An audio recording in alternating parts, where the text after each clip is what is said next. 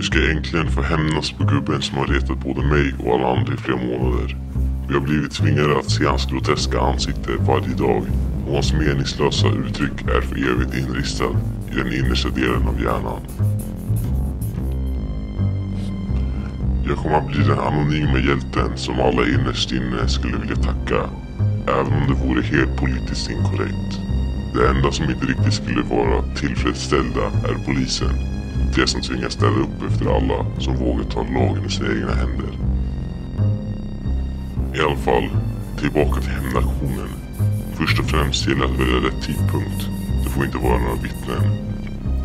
Till slut så är det alltid bra att tänka praktiskt. Vilka kläder är lättast att röra sig i? Och om man skulle behöva springa, var ska jag då springa till? Alla sådana detaljer är det som kan avgöra om man lyckas med kuppen eller inte. Nu är det bara 5 timmar kvar tills tiden när jag tänker ge mig av. Jag ligger i min säng och försöker sova, men det enda jag kan tänka på är gubbjävelns ansikte som kommer att färgas blått och gult.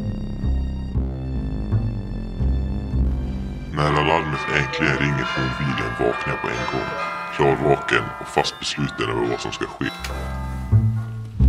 Det är en molnig och tråkig dag. Det är cirka 2 grader minus och snön ligger över marken som ett grått täcke. Så här dags är det väldigt tyst och skönt. Jag hoppar på honom bakifrån. Hans ansikte och kropp som successivt färgar sig blått och gult. Och det röda som hamnar lite här och där. Och till sist när jag springer därifrån. Lite senare samma dag så går kulturministern Birgitta Larsson samma väg som hon brukar ta när hon ska på lunch med sina väninnor och prata om konst. Plötsligt ser hon en förändring.